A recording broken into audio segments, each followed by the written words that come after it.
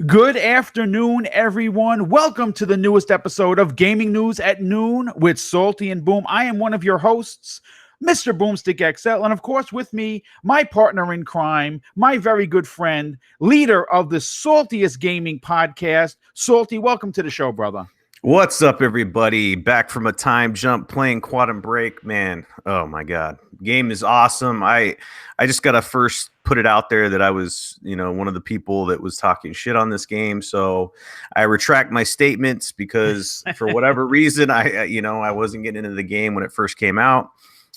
Just it was in my backlog. I've been trying to get some of these backlog games out and done before Anthem comes out, and Quantum Break was on the list.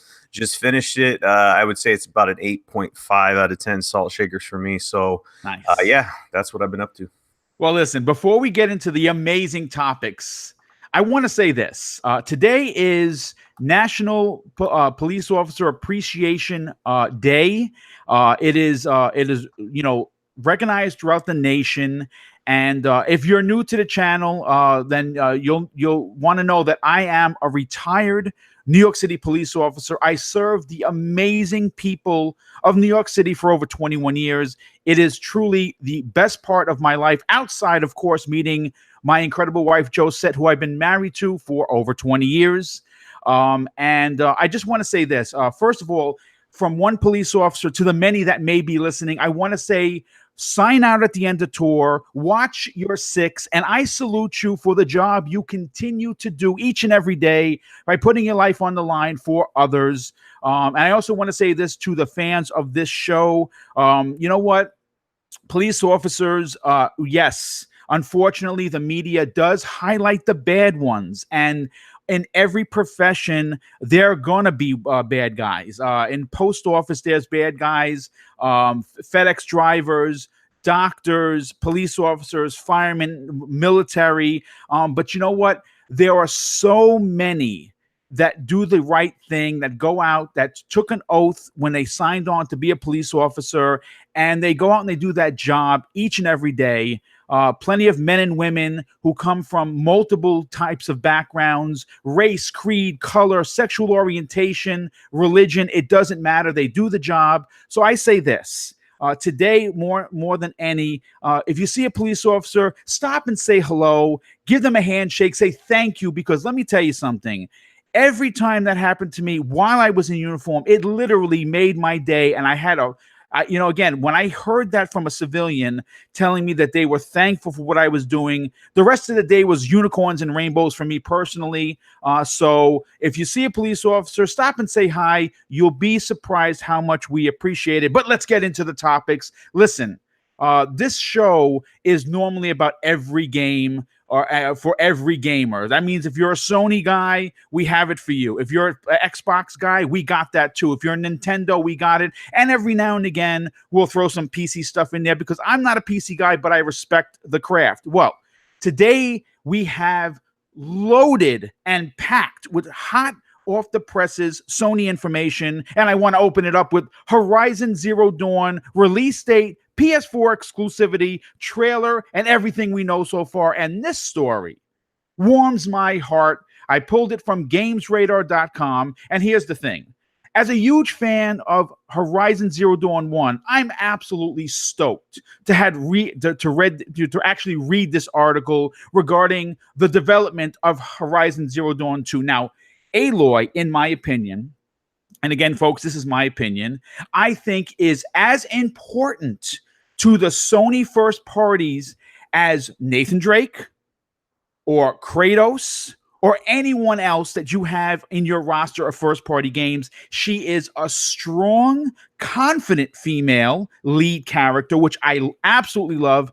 But there's something about her story that shows vulnerability. And I think that in itself tells a much deeper tale than her just whacking away on dinosaurs that are out of something from Transformers. Well, the story tells of Guerrilla Games moving into their temporary studio space before transitioning into a brand new office, scaling up to 5 floors in Amsterdam in early 2019. This new location has 7,300 square meters of space, so it's safe to say that the studio is ramping up, possibly even doubling. Now, whatever the plans are for Horizon Zero Dawn 2, that much space is certainly expanding the game. And what does that mean for the player? Well, that means bigger backstories to uncover, deeper AI ecosystems. Also means bigger robots, more wildlife, as well as more side quests for Aloy. Now, in a statement from Herman Hulst, who is the managing director and co-founder of Guerrilla Games, this is what he had to say. Inspecting our temporary additional, again, and that's a big word here, folks, additional studio space. It's a canal mansion built in 1741, adjacent to the Guerrilla Games studio. This will be part of our home until a few facilities are ready late next year. Now, at this point, Horizon Zero Dawn's release date is anyone's guess. But if I was a betting man, I would wager all my chips that there is a possibility that Horizon Zero Dawn will, in fact, be a PlayStation 5 launch title. Now, truthfully, I hope this is true. Salty, with Guerrilla Games building a new facility, and they're apparently working on a sequel in a temporary studio, how confident are you that Horizon Zero Dawn will be coming out in the next 2 years, possibly as a launch title for the PlayStation 5? I'm pretty confident that this is going to be launching I would say in that window. There's so many games that they could launch in that 2020 space. And you kind of look at the development cycle for the original game. They have everything in place. And it's surprising to me how much credit should go out to Guerrilla Games for what they accomplished with this feat of getting this brand new IP out there and how beloved it was, because that's not an easy task. You know what I'm saying? Like, it's not easy to be able to formulate a new game that is a critical success and that, you know, sets that foundation for future success for other, you know, other iterations and titles. It's not easy. You just look at Xbox this generation. I don't want to dog on them, but you look at how difficult it's been to get, you know, these new IPs out there and have sequels for them, and to have the success. And a lot of people will say, well, there's media bias and there's this and that. But what happens is that's the importance of first party studios. The reason why it's important is because you control those, and there's, you know, the control the IPs. When you're Xbox and you come out with, you know, some of these deals with second party or third parties, you don't really have control for the most part of those IPs. And it's difficult, right? You have to make deals and stuff like that. So that's why I give a lot of credit and props to Guerrilla Games, because, you know, what did they have? Killzone was the title that they were working on before. It, dude. Yeah. Yeah. And we all know about that title, right? It wasn't the most well-received, critically acclaimed title. And they went from that to a totally different genre, and they killed it. And I think that Aloy is awesome. I think she's an awesome character, strong female character. I think I dig that in video games, and I've seen some trolls out there on the internet trying to downplay women in video games. And I think if you have issues with that, you need to check yourself. Kind of introspective. Yeah. You know what I'm saying? I don't have any issues playing a female. It doesn't have anything to do with my life. I think that they are well represented in video games, even stronger characters. You look at Red Dead Redemption 2 and all that stuff. I'm not going to go out on a tangent there, but there's just, you know, good examples all over. And I just like the way this game looks and feels. And I think that them upgrading their studios is kind of an example of just the way things go. You have success. The company, you know, takes a risk going in this new direction. It hits, and then you invest more money into it. So you can fully expect Horizon Zero Dawn, the sequel, to be bigger in every aspect, better in every aspect. So you're looking at a title that has a great foundation to start with. It's going to just get even better.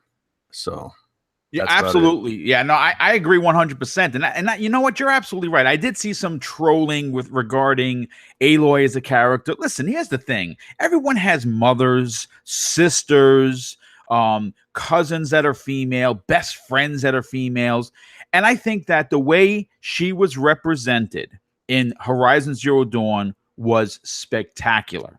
I am a big fan of everyone enjoying gaming, male, female, or anything in between. At the same time, this is, you got to remember, video games are just more than games. They tell a story, the same way a book would, or the same way a movie would. And when a young female sees another female character that they're playing, it empowers them. And obviously it means a lot to you, Salty, because you have a daughter that, you celebrated her 6th birthday. She is absolutely gorgeous and adorable. I love the picture you sent.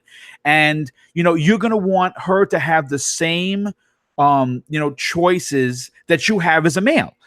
So seeing characters like Aloy does really define the genre as well as gaming as a whole. But you know what? Keeping with the Sony hit parade, and we have a lot of stuff to talk about for Sony, a new job posting suggests that The Last of Us Part 2's multiplayer will feature character customization. Now, this new information that we're seeing could possibly indicate some sort of battle royale mode being added to the multiplayer. Now, I pulled this story from PlayStation Lifestyle, and unfortunately, as of right now, not much is publicly known, but The Last of Us Part 2 is confirmed to feature a multiplayer component, similar to its predecessor. Now, thanks to Naughty Dog job posting on LinkedIn, more light has been shed about what to expect from the sequel's multiplayer. Namely, characters will be customizable. Additionally, it also seems that multiplayer will feature some sort of in-game store. The job posting in question is for a multiplayer server programmer. One section of the job summary informs applicants of what the position will entail. Perhaps the most interesting detail is as follows. You will usher players through the entire multiplayer experience from first login through matchmaking, and then granting rewards for players that they can use to customize their characters in the store. Now, to be completely fair and honest, none of this is too shocking, given the customization options that were present in The Last of Us multiplayer and in Uncharted 4's multiplayer. But Salty, I have a question for you. You see, obviously, their multiplayer is PvP, right? And we understand that. But you know what? We are moving in a direction where game modes are advancing. And as a PlayStation supporter, which I am, I don't normally play online. I didn't play Last of Us online, and I certainly didn't play Uncharted online. And that's fine, because I go for these games for the single-player experience. I'm very open about that. But something called Battle Royale seems to be the hot ticket of 2018, and it's probably going to continue through 2019. In your opinion, you play Fortnite with your wife. You've played PUBG. Can you see this kind of mode working its way into something like The Last of Us 2? All right, this is kind of multifaceted in my response. So this game doesn't need multiplayer.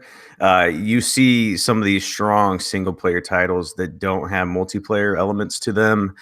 Spider-Man's a good example. Sold, 9 million copies already. God of War.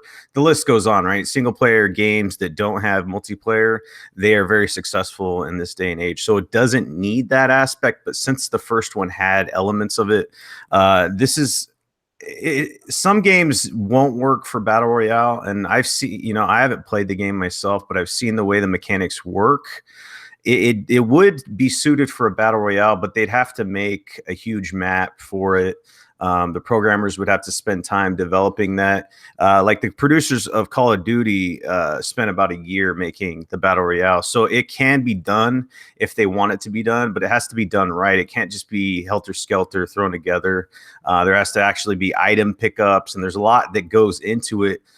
So like Call of Duty, for example, they have some of the stuff in their multiplayer that they majority of that, the guns, the weapons, the attachments, the item pickups, the perks, all that stuff, you can find that in the multiplayer, which they spend a lot of time on. So it just depends how much time the developer wants to spend on their multiplayer. Like if their focus is on the single player and you don't want to detract from that, obviously, because that's a strong point of this game, then I would say no. I would say that the Battle Royale would not be suited for this game. Okay, I mean, look, here's the thing. The one thing that I'm expecting from The Last of Us 2 are a few things. First of all, I absolutely loved the original. I thought that the story of, I mean, listen, there is heart wrench at the beginning of the game. No spoilers. I have a statue of both Ellie and Joel sitting right above me, which I absolutely I adore that statue, just like I adore the game. I go for these. Sony has something special. Whether you like it or not, I hear you, but I like it as a gamer. It's something about their single player, story driven, adult themed games. Sure. The running joke is, well, they all look the same over the shoulder and it's pulled back and they all look, you know what? I dig that. I totally do. And I'm expecting that The Last of Us 2 is going to tell an absolutely incredible story. I mean, for God's sakes, it is Naughty Dog, right? But when it comes to the multiplayer, it's not something I'm going to check out. I'm going to be completely honest, but there are a lot of Sony players who truly enjoyed it. So, as a person who likes to look at the whole picture instead of just a part that I like seeing, I hope that they do bring some sort of battle royale type of game. It's not going to be 1 versus 100. It's probably going to be something like maybe 1 versus 30 or 40, maybe even 50. Because you know what? It's a mode that's hot. Does it have to have it to be a successful game? No, absolutely not. It certainly does. It can completely release with everything that they had, just a little bit better from the first one. But at the same time, for fans of that genre, it would be pretty cool, to be honest with you, to see them actually release that. But I want to talk about God of War. Now, God of War in by all rights should have been Boom's Game of the Year 2018. Unfortunately, it got edged out, and I'm talking about like paper, one sheet of paper edged out by Assassin's Creed Odyssey. I'm not going to go into too much because I am having a Game of the Year show on Saturday with my brother Neo Mental and 2 of my best friends growing up, who we do this every year, but this time we're doing it live. So I hope people tune in for that, but I'll be doing a little advertising at the end of the show. But you know what? I pulled a story from comicbook.com that talks about Cory Barlog's ideology when it came to the DLC. And according to several people within Sony Santa Monica studio, they told Cory that his idea was crazy. And I kind of want to read a few excerpts from it, which I thought were really interesting. And to be honest, in truth, I was extremely disappointed that there were no post-game DLC plans in the conversation, simply because God of War, yes, it's a game you can put easily 50 or 60 hours into. I did. I absolutely loved every minute of it. I thought the direction they took Kratos was nothing short of a masterpiece. A masterpiece. His son was, I thought, was going to be like, an annoying character. You got to watch out for the ways he gets taken away and the game ends. And he turned out to be a little badass. And I loved every minute of that game. But you know what? Let's hear what Cory Barlog had to say. Now, according to the story, he pitched a DLC idea that was so ambitious it could actually be its own thing. That's how big it was. And this is what he had to say. I had a real fun idea for DLC that I only regret because I would love to have done it. Barlog told Kind of Funny, but it was too ambitious. Barlog also continues to say it was so big, it could have been in the same lines as a separate $30 side story, very similar to Uncharted's Lost Legacy DLC, and it could have been a standalone product. Now, here's my thing. Salty, I kind of want to get you on this because I know you don't have a PlayStation 4, but you respect the work. What Cory Balrog and his team did at Sony Santa Monica with God of War was truly inspiring to behold, because you got to remember, again, it's taking an IP that has a lot of years behind it and reinventing the wheel. That is extremely difficult to do, and they pulled it off. Now, obviously, we know what Uncharted. We've had 4 of them on the PS between the PS3 and the PS4, and we had the Lost Legacy DLC, which I thought was absolutely phenomenal. As a player of gaming, again, you don't have a PS4, but you might get one. Here's the deal. All right, so I've addressed this before, and just because I don't have a PlayStation 4, I feel like people say I can't talk about PlayStation. That's absolutely wrong. Correct. So here's the deal. I do so much research and video watching and read articles every day. It's insane, right? It's like it's pretty much every spare hour I have in the day, I'm reading articles, I'm watching video, I'm doing research. So yes, I haven't played God of War, but it's the game that it's drawing me, it's pulling me every time I see gameplay or whatever. I want to go buy a PlayStation. But here's the deal, folks. As an adult with a family and a job and this and that, there's only so many hours in the day, so much money in the pocketbook. I already have a Nintendo Switch and an Xbox, and I feel I don't have enough time to play those because there's so many titles I want to play. Like I was saying that I want to play Mario, the Mario U game that's out, that was on the Wii U that I didn't get to play. I'm going through my backlog. Backlog's always there. So you add a third console into the mix. I'm like, where's the time going to come from? Because there's so many games on PlayStation that I want to play. Bloodborne, God of War, Spider-Man. The list is long. So if I get a PlayStation, I'm like, my backlog just immediately grows. So I will get a PlayStation eventually. But yes, God of War. Let's get to that topic. So the story about this and how ambitious it was, and Cory, the way he was talking about it, I understand his thought process and the ideology about it, but you got to look at it from their perspective. It wasn't a for sure thing that this thing was going to be, game of the year. Like, they had to make drastic changes in this franchise, and it was a huge risk. Like, you look at the way the game was before and the way the game is now, it has that core foundation of God of War, but there's a lot of changes there. So even before the game was coming out, I know that there were some naysayers out there that were doubting how successful this game was going to be. So just because we have the success now doesn't mean that it was for sure then.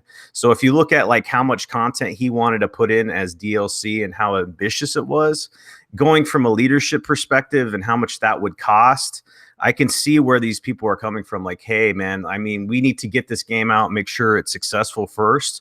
And then maybe on the second game, we'll go that route, because you got to make sure that, like, hey, we're making major drastic changes into this franchise.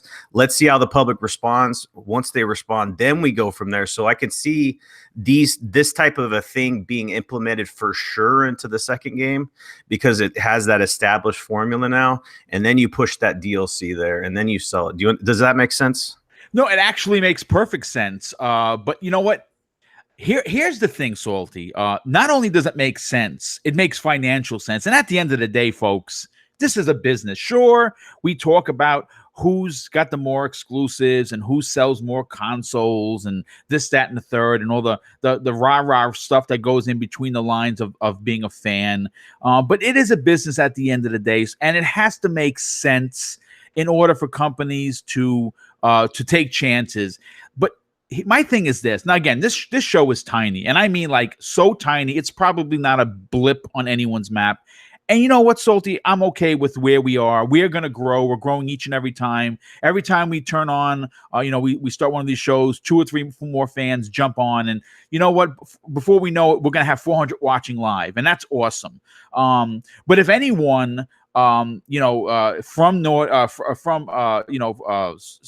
Santa Monica watches this particular small show, or happens, if Cory himself, who's retweeted quite a few of my tweets, which is amazing to say that he's done that, and you happen to hear this is what I say.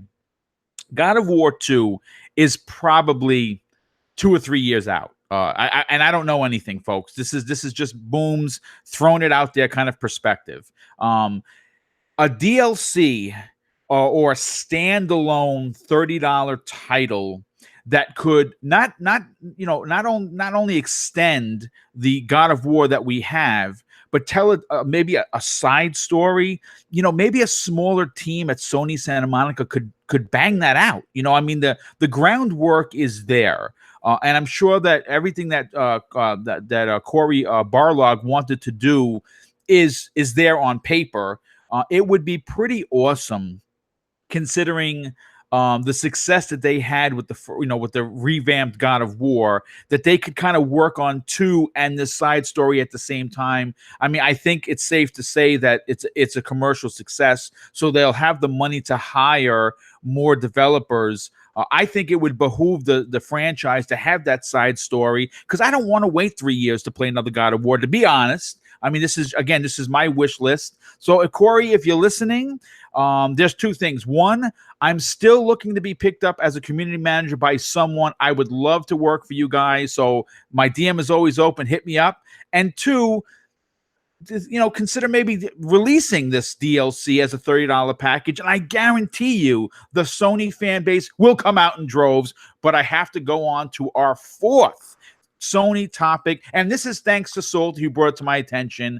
Obviously, Spider-Man from Insomniac Games is one of Boom's favorite games in 2018. Where it shows up in the list, well, you're gonna have to tune in on Saturday to find out. But I'm gonna tell you this: in my opinion, it's one of the best superhero games I've personally ever played. Yes, I'll even dare say it rivals Arkham. And maybe because I'm a Marvel guy, I mean, I love Batman. He's one of my favorite DC characters.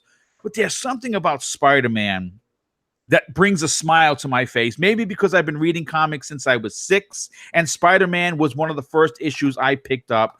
Something about Peter Parker and his crazy life that he has. I guess it makes sense to me as a nerd. Like, I'm a comic book nerd, and I still read comics. I love the MCU, and I really, really loved what Insomniac did. I mean, just the swinging was perfect. The graphics were to die for.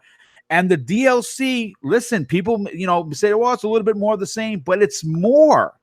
Okay, and if you liked Spider-Man, more is better. And thanks to Salty once again, he dropped a megaton right before we went live about the Fantastic Four showing up in DLC for Spider-Man. And my God, all I can say is that, folks, I have goosebumps talking about this, because as we know, the Fantastic Four, due to Marvel not having the rights, kind of backed off on the first family.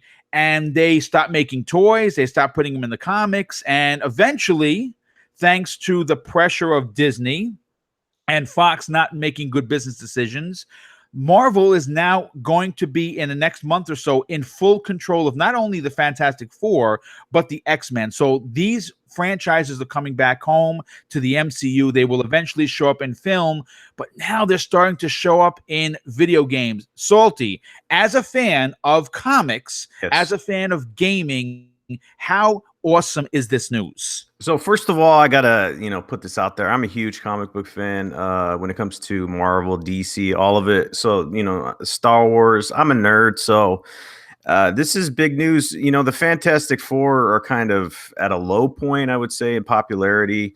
They're Marvel's first family. They have that. In the past, they're huge, but the way that Fox has handled that franchise, terrible. It's just pretty much buried it in popularity. So it's important that you get the way this deal went down with Disney is important, because they're taking over these properties, and it'll be interesting to see how they implement it, because they're kind of going the cosmic side, and the Fantastic Four fits perfectly into that arena. So you have certain characters that it's going to be interesting to see how they implement them into the MCU. Can't just jam everything in there, right? Because you have the X-Men, you have the Fantastic Four, you have Deadpool. So you have to be particular in the way that you implement these characters, or it's going to feel out of place. Yeah. There is going to be a hard reboot with the MCU, and I'm not going to go off on that, but the Fantastic Four need to be put out into the public.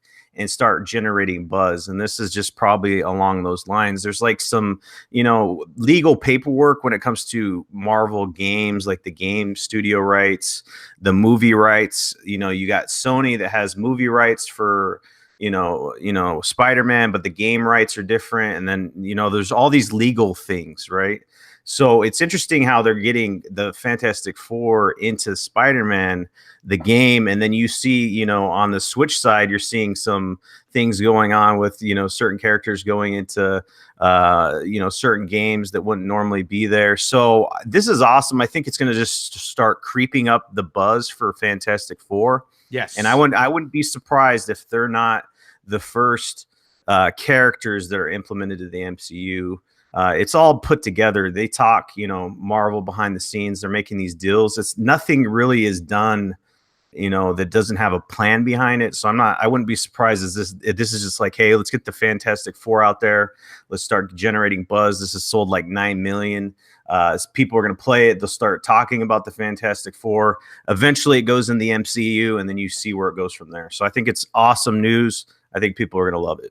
Yeah. Well, you know what, Salty? What you said was perfect. And I'm going to segue into the next story, and it involves Marvel. Now, former Hearthstone devs, as of this article, have officially launched a new development house called Second Dinner, which I think is a reference to The Hobbit, though I'm not sure. Now, in 2018, former Hearthstone director Ben Brode and several big-time members of that development house left Blizzard and founded this new company. Now, there is rumors that they're working on not only a Marvel title, more specifically, a new Fantastic Four game. So now all of this is starting to make sense. Second Dinner received a $30 million investment from NetEase, which will go towards supporting the studio as it develops its first game.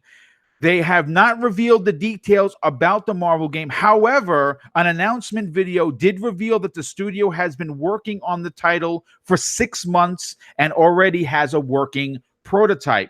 The new indie studio is currently composed of Hamilton Chu, Ben Brode, Mike Schwartzer, Young Yu, and Jamaro Kindred, who each had a hand in creating Hearthstone, Heroes of Warcraft, and several of them worked on big titles like Halo 2 and Diablo 3.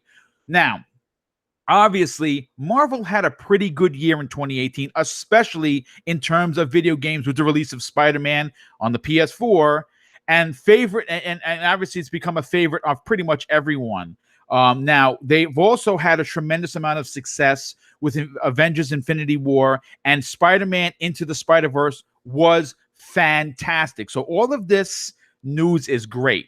Now, to be honest, in truth, it's very easy to believe that the new Marvel game will be some sort of card game based on the Fantastic Four franchise, but I'm not going to assume anything at this point. The devs that are involved in this new studio worked on lots of different genres. Now, Salty, when you hear this, okay, we talked about Spider-Man. We talked about the Fantastic Four going into Spider-Man in some sort of DLC. Yep. Marvel's been talking about the Fantastic Four. Now this story comes out. How excited are you? Because you're a comic book nerd like me. This just gets me excited for not only the gaming world, but the MCU, that the Fantastic Four is coming back. But we may see something more than just a card game based on the Fantastic Four. What do you think about this? Yeah, man, you start connect. It was a great segue, by the way. Fantastic Four to Fantastic Four, great. Thank you. I mean, great segue. But you look at this; it's just another the comic book industry. When you talk about media and entertainment, is super healthy right now. You talk about Venom, that was extremely successful without Spider-Man. Who would have saw that coming? Aquaman grossing over $1 billion. I would say that the comic book entertainment wise industry is the healthiest it's been in a while when you're talking about DC, Marvel, and all that stuff. So it's in the mind share of consumers. And then you gotta go into the gaming market, but the gaming market is an untapped market that they need to address. It's kind of like Star Wars. Star Wars when it comes to video games is trash. They haven't tapped that potential. And that's the same thing with comic books. So they need to get these games out. We have the Avengers project, which we haven't seen anything about. That needs to be good by Crystal Dynamics. Yeah. And then you get these other rumors of these side projects. So yeah, Fantastic Four rumored again. It's just another way to get them out in the mind share of the public, get the popularity up, and then that goes into the movies. So it all connects. So it makes sense to me. You know? Yeah, it's. I put it to this way, and I don't think it could be understated. What a great time to be a fan of comics, and not necessarily just the actual page comics. It's just comics in general. Superheroes have never been more sought after. Again, you said it, of Aquaman. First of all, Jason Momoa really just knocks that role out of the park. He seems like the surfer dude, kind of a actor anyway. So it seems like it's right in his wheelhouse. I have not seen it. I cannot. I'm actually waiting for it to drop on Xbox Movies. I have it pre-ordered, so I'm going to be looking forward to checking that out with my wife because she's a big superhero fan as well.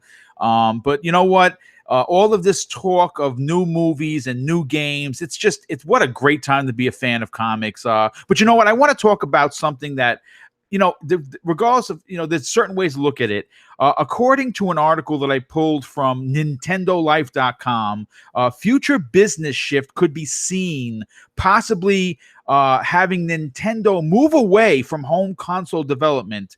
I have some quotes here from Shintaro Furukawa, who replaced, and he's the acting president for Nintendo, and he replaced Tatsumi Kishishima last year.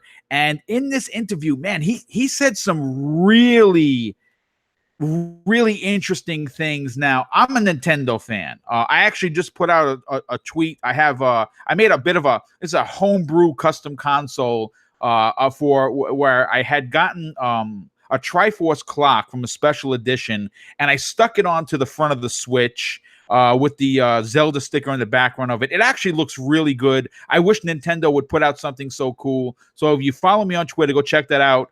Give it a retweet. It looks really dope. But you know what? I kind of want to just read some of his things. Now, he was responding to a question about the risk factors associated with console and software development. And this is what he had to say. We're in the entertainment industry. There isn't much we can do about risk. To us, the guiding principle by which we operate is offering customers all around the world innovative and unique ways to play games. So that's not really so bad. But when he was further pushed about innovation, he said how Nintendo wasn't currently fixated on consoles, with the current focus on the unique Switch hardware and continuing to be flexible as a possible way to deliver this experience. And this is what he had to say. And this is where it starts to worry me as a Nintendo fan, especially because I like the console. I like the consoles. I like digital, sure, but I still want the box underneath my TV. He says this: we aren't really fixated on our consoles. At the moment, we're offering a uniquely developed Nintendo Switch and its software. And that's what we're basing on how we deliver the Nintendo experience for now. That being said, technology changes. We will continue to think flexible about how to deliver the experience as time goes on. And this is what should worry Nintendo fans. In the long term, perhaps our focus as a business could shift away from the home console. Flexibility is just as important as them coming up with new ideas. He continues with, I'd like to increase the amount of games on smartphones that have a continuous stream of revenue. Now, Salty, this new focus, okay, I understand Nintendo wants to continue to make money. They make money hand over fist when it comes to their products. In my opinion, the Nintendo characters have a magic very similar to what Disney has with theirs. And you can't say that with every company. It's something about their characters that just makes sales go through the roof. but as a fan of Nintendo products, Mhm. when I hear this new president talking about a possible shift in the ideology of home consoles, should I be worried? What are your takes on this? All right, I actually had a back and forth on Twitter about this situation. Was so shady. Surprisingly, he's a hardcore Xbox dude, and you know, I'm an Xbox dude, but I have a Switch. So I mean, I feel like I have to go to bat for the Switch sometimes for people that don't really. I mean, the go-to is like, hey, I have the hardware, so therefore I'm not a fanboy of another console. But that's an excuse that's kind of I can give lots of examples of people that have the hardware, like all three consoles, but they talk negative about other consoles and they hate the other console. It's weird. But when it comes to the hardware specifically for the Switch, I love this new president, by the way, for Nintendo. I think he's progressive and he sees the future, and you could see the way that the company's tracking and some of the things that they're doing, the changes that they made on YouTube for creators programs and some other things that you're starting to see that Nintendo doesn't typically do. You have the crossplay with Xbox and all this stuff. You're starting to see them be more progressive, and I think this is just one of those things. They know where the video game industry is headed. They know that the cloud is around the corner. So of course he's going to say, hey, in the future, we're not going to focus so much on hardware. But like, if you read the way he worded, because I read his statements multiple times, there's no firm, hey, we're for sure going away from hardware. Hey, we're for sure doing this in the near future. This is like, hey, this is something that hardware necessarily won't be the whole focus of Nintendo, but it's not. If you look at from a business perspective, the way that the Switch is killing it right now, Yeah, it would make no sense to say, hey, we're just going away from hardware, we're going third party, because that's the conversation that I had with So Shady, because he's like, he's an Xbox dude. Obviously, he said he's owned the Nintendo consoles, but he loves Xbox. He plays on Xbox, so he's like, Nintendo should go full third party. And I was like, that doesn't make any sense for Nintendo, because it'd be like saying Xbox should go full third party and ditch the hardware. It's like Xbox is going the streaming option, but they're leaving the hardware for people to buy that if they need to. So if Nintendo just went third party, that'd be great for Xbox and PlayStation owners, because you could play Mario on your console. But as far as Nintendo fans go, that would be destructive for them. yeah, Man. I agree. I think hell would freeze over. People would be rioting in the streets. It just doesn't make any sense on any level to say, hey, we're just getting out of the hardware business. Now, if you want to say, hey, we're going to do other options, that's cool. But to completely say, hey, we're no more hardware for Nintendo, I don't see that happening even within the next 20 years, man, because or 10 years. Let's just put it at 10 years, because they have an extremely successful product with the Switch. It's breaking sales records. It's past the PS4 in Japan. It's breaking sales records in America. Why would it make sense to say, hey, screw all that information, screw all that money we're making, we're gonna ditch the hardware? You know what I'm saying, Boom? It just doesn't make sense. No, I absolutely agree with you. And you know something, we have to think about this. If this was a Nintendo Wii U situation where they sold under 10,000 units worldwide, then I can see it, this paradigm switch, if you will. But you're right. The Switch as a console may not be as powerful as the PS4 Pro, the Xbox One X. Heck, at some points, it probably struggles to be a PS4 vanilla. But at the same time, there's something about the portability. There's something about the first party. There's something about the actual hardware that just makes it fly off the shelf. And I don't see that slowing down anytime soon. 2019 is going to be a big year for Nintendo in regards to first party. I believe that we should be seeing a Nintendo Direct, hopefully by the end of January, like they did the last few years, where they drop some A-bombs. I'm looking forward to continuing to support Nintendo. But you know what? I want to move on to the next topic, and it's a little bit of a serious one. Today is obviously Law Enforcement Appreciation Day, and I saw this story from Kotaku.com, and I had to pull it and talk about it because as a police officer, one of the more common calls that you will get is domestic violence. And late last month, Twitch streamer scumbag Luke, Mr. Deadmoth Mundy, was playing Fortnite, and he started to beat on his wife. And thankfully, the little prick was arrested by Australian authorities, shortly after the assault was caught on camera. What I thought was surprising is, as great as Twitch can be, sometimes I think they drop the ball and they let this animal back on to stream. And the story goes that Twitch resuspends alleged, and I don't know why even they say the word alleged, because he beat his wife on camera. So you can't say you didn't do it. So it's not alleged. It's he beat his wife. Domestic violence was live for everyone to see. After fan outcry. And I have to say this, I am so proud of this community for standing up against domestic violence. This guy's a piece of trash. And in my career, I have seen some real terrible cases of domestic violence. I've even witnessed a homicide and being the officer to show up for that. And it was a nightmare. And and you got to remember, domestic violence can go both ways. It's not just men always beating on females. Females can beat on men too. It does happen. Yes, it's rare, but it does happen. But you know what? Here's the thing. I like that Twitch heard the cries of the people, okay, and said, okay, we got to resuspend this guy. First of all, I'm going to be honest with you. I don't stream. I'm not a good streamer. In fact, I'm a terrible streamer because normally I'm so invested in the story, I don't talk. So I can't be a good streamer. That's why I don't stream. But you know what? Here's the thing. After being apprehended on December 9th, Mundy was charged with common assault. Now, I think that's different. It's probably the same crime as here in New York, but I don't know the Australian laws. That's why they're calling it common assault. I don't know what that means. He was giving a four-week court date, which was adjourned to seek legal advice.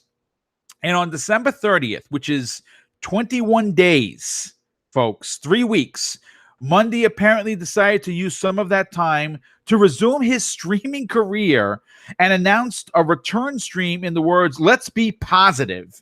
Now, here's the thing. I have to say that if he doesn't get a permanent ban or a year suspension for this, then you as a gamer, if you're listening to this show, you're going to make your own choice. But I'm going to tell you this. I will never support Twitch ever again, because what they're telling me as a man in 2019 is that it's okay to beat your wife, your spouse, your friend, whoever on camera, and in a couple of weeks after your cooling point, you come back and you just go do your thing like nothing happened. That's absolutely unacceptable. I want to get your opinion on this. Twitch, as you know, has a 30-day ban for saying prohibited words, Salty. Yeah. Okay. But I guess maybe they left out of the rule book. What happens when you beat your spouse live on camera? Here's my question to you, Salty. Did Twitch drop the ball here? And what kind of message are they sending to people who might actually commit this kind of crime live on camera? So, first of all, I just want to say shout out to my dad, who taught me from a very young age that it's unacceptable to hit a woman at any point. Thank you. Yes. He said if I laid hands on my mom, that'd be the end of me. So at any point, no excuses. So I learned that is just unacceptable. So there's a no tolerance policy for myself when I see that. And to have someone so stupid, so arrogant, incoherent of what is right and wrong, and to be so idiotic, it's so dumb. It's like, you're playing a video game live on stream in front of whoever feels like watching you, and you have the balls to go out there and do what you do on camera, because he's not that idiotic to say, hey, I can't, I'm raging so hard, I'm not paying attention to what's happening, I don't understand what the repercussions are. The dude did this in front of the camera for an extended period of time. It was an abomination to watch, honestly. So the fact that this guy did this He didn't care. He didn't give a, you know, this. Imagine what's happening behind the scenes. If this is what's going on camera, what's going on behind the scenes? So then, you know, he gets this punishment and he comes back relatively soon. It's like Twitch, this thing was publicized all over the internet. So there's no excuse to say, hey, we missed this, right? This is huge. All over the internet. I saw it on Twitter. People putting the videos up saying, punish this guy, then he's blah, blah, blah. And then he comes back. That's unacceptable. You need to have a team out there saying, hey, if we have egregious violations, we're going to give these guys permabans. And it just seems half-assed. I mean, what are you guys really putting out there for the public saying, hey, these are the rules that we punish for 30-day bans for these small things or semi-small things, but then something like this, you don't take care of it. It just means like it's not a priority to you or something else. It just speaks volumes to the PR department, the rules department at Twitch. I don't know. They dropped the ball big time, in my opinion. Yeah, you know, I want to say this. As a person who respects the human being as they are, I think you should get a permaban for any kind of racial slurs, sexual orientation bashing, any kind of that shit. If you do that, you should be permabanned. End of story. Don't come back. Don't cross go. Get the F out of here. Boom doesn't want to hear it. If this doesn't scream permaban, my God, I don't know what will. So let's hope that Twitch maybe learns from this mistake and realizes that instead of counting the monies that they're getting on a daily basis, which is by the billions, they should probably hire a PR team to say, hey, domestic violence on camera, not tolerated around here, and let everyone know that you actually give a shit. That's what I'm saying. But Salty, before I move on to the next topic, I have to say a big thank you to a fellow brother in blue known as Al Hogan for the incredible $20 super chat. And he says, happy law enforcement appreciation day, Boom. I have a question. Is there really a flight stick for the Xbox One coming out? Now, I believe there is, because obviously there is a game that's coming out for it. Ace Combat, I believe, S7 should be coming out. I think it comes out at the end of the month for both the PS4 and the Xbox, so that's possible. And he says also, is there a release date for the Resident Evil 2 demo? Yes, there is. It will be out this Friday, January 11th. It is called the One-Shot Demo, and yes, I'm disappointed to say that it is, in fact, you play it for 30 minutes and the demo is over for good. I do have multiple. I have obviously a PS4 and an Xbox One, so I'll get the chance to play it twice. I am going to say, though, I'm slightly disappointed that they don't let you play this more than once. I understand that Capcom wants to entice everyone to buy the game. Great marketing, but you should let me play the demo as much as I want until the game comes out. But that's not the next topic. The next topic is this. We talked about earlier the big amount of people leaving Blizzard to make their own new company called Second Dinner. And apparently more shakeups at Activision Blizzard as the CFO leaves for a new job. And this adds to the list of so many important cogs that have once left this community darling of a company. Now, I'm going to say this publicly. I don't know what's going on at Blizzard, but I suspect that it has to do with the letter A, and that means Activision. They ruin companies each and every time they get their disgusting sticky fingers into them. Look what they did with Bungie. Bungie was, again, a community darling, and Activision got a hold of them, and man, they're on the cusp. They're on the cusp of falling out of grace with the community, and it seems as if Blizzard is spiraling absolutely out of control. Now, Activision Blizzard CFO Spencer Newman recently left and was recently named the next CFO of Netflix, and now Blizzard CFO Amrita Aju has left the company to join a mobile payment company called Square.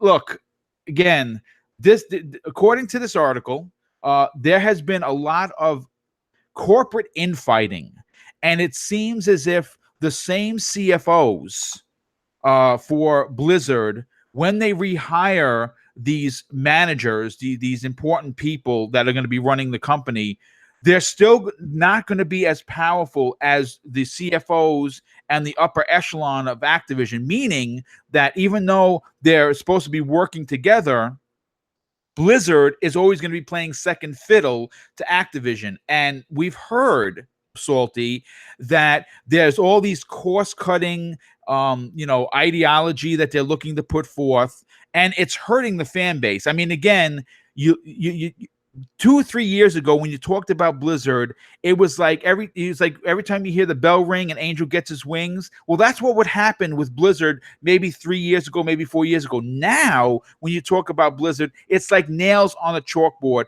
My question to you is this: it's a two-pronged question, Salty. First of all, what the F is going on over there? And secondly, can they continue this decline? Man, it's rough seeing these declines for these companies that chose to go with Activision, because I made this comment about Bungie, and I'm done with Destiny. I actually paid for the season pass. I got suckered into that, the annual pass, and I actually uninstalled Destiny today. So Destiny 2 is gone. It's out of my mind's eye. I'm done with that franchise. It's unfortunate, man. I mean, so Bungie made the deal with the devil.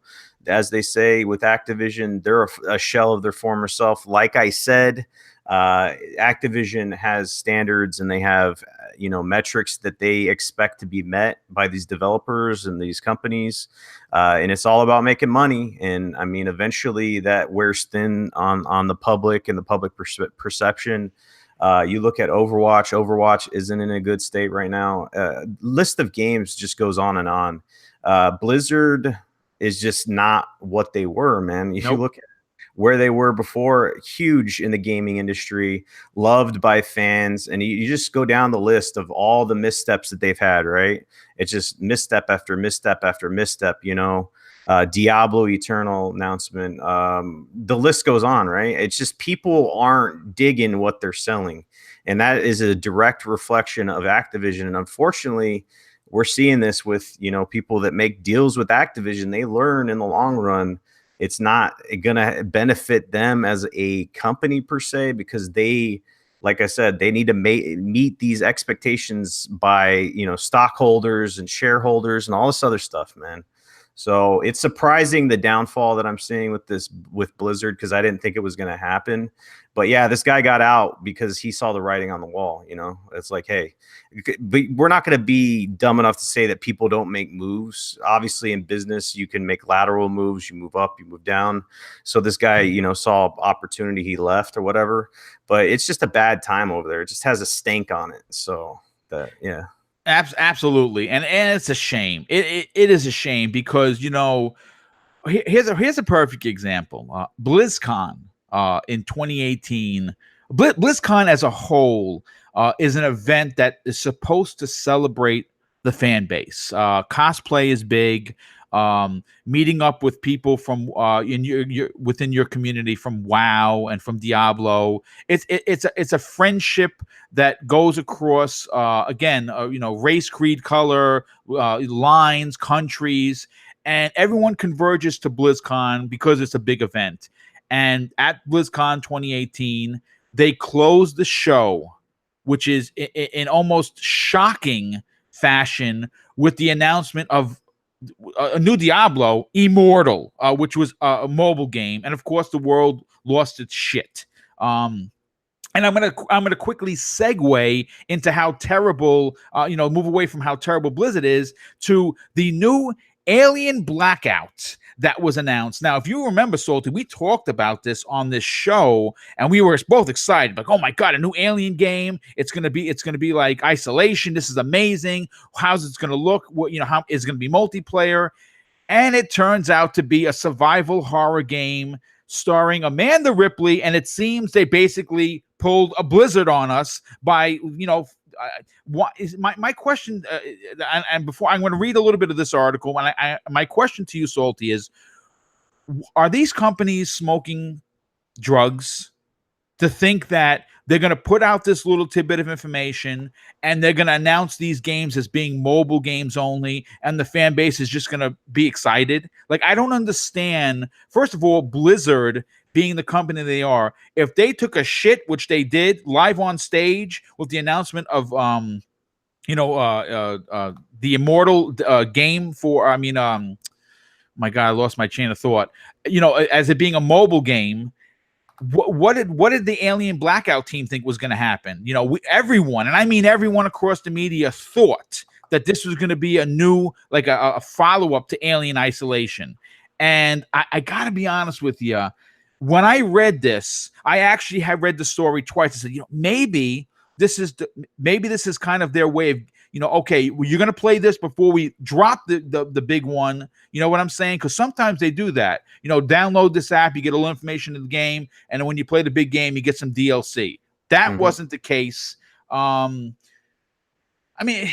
Salty, Mike. Again, I'm gonna go right into the question because I don't even have any words for this. I'm disappointed, to say the least. I loved Alien Isolation. Yes, some people thought it was boring, that you had to wait, but there was a suspense that you could not match.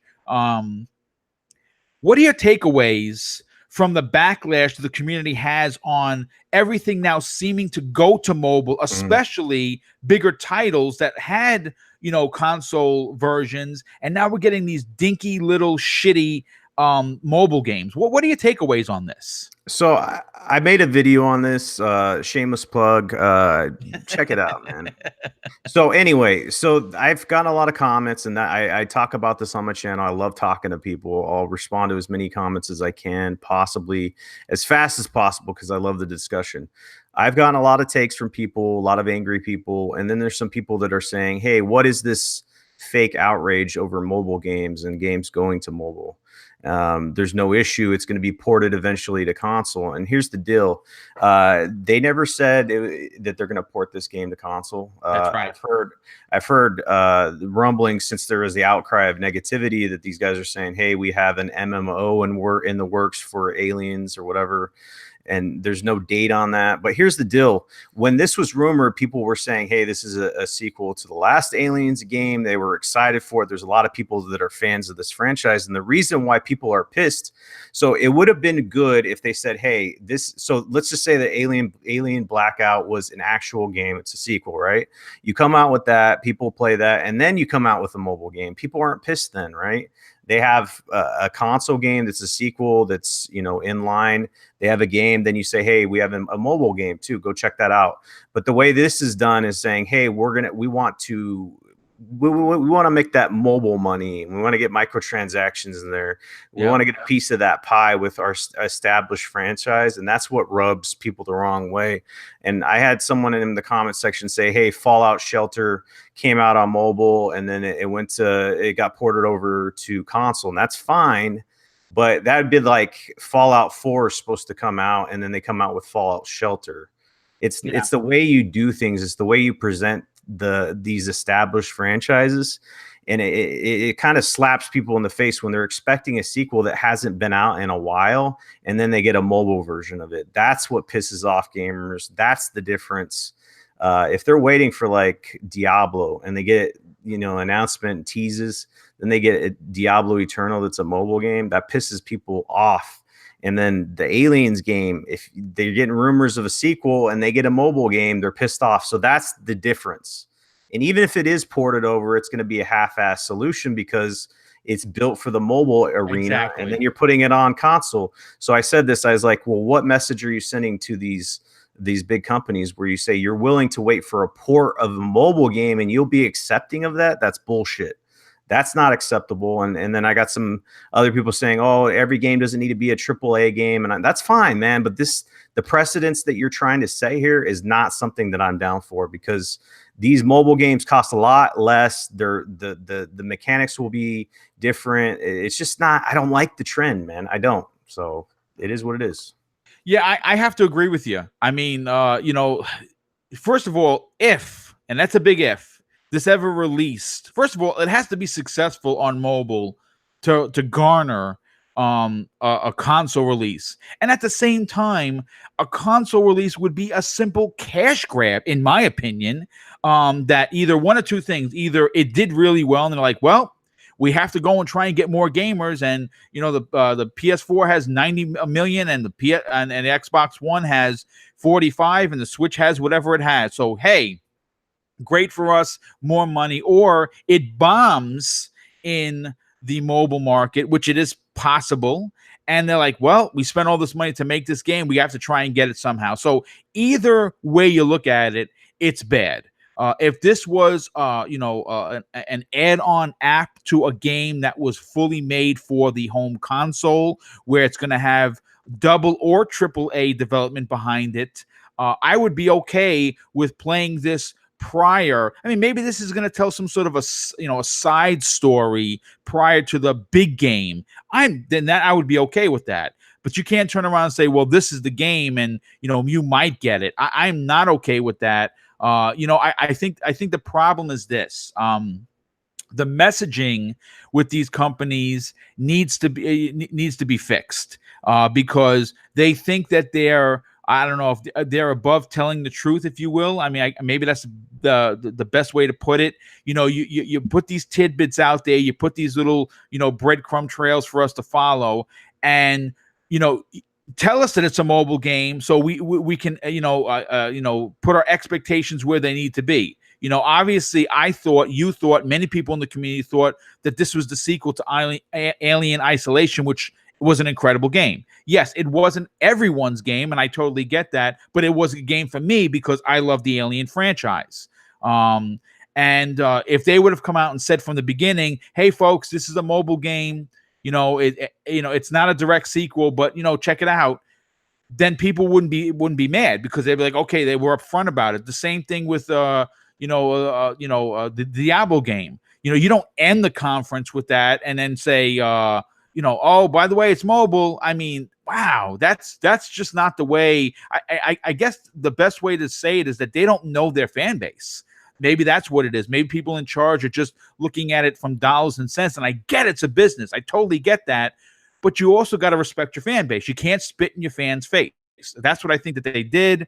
If I'm going too high on too much on that, you know what? I'm entitled to my opinion. If you think that I'm over-exaggerating, I hear you. But Salty, I got to say this. First of all, we had 100 people watching today, and that is incredible. The show is growing by leaps and bounds. And you know what? This hour flew by. This was action-packed from start to finish. I want to thank everybody in the chat. Once again, you prove to me how awesome you are. You come here each and every week. You check out our shows. You're polite, and you're respectful with one another. Everyone comes here, hangs out, and has fun. That is what we're supposed to do.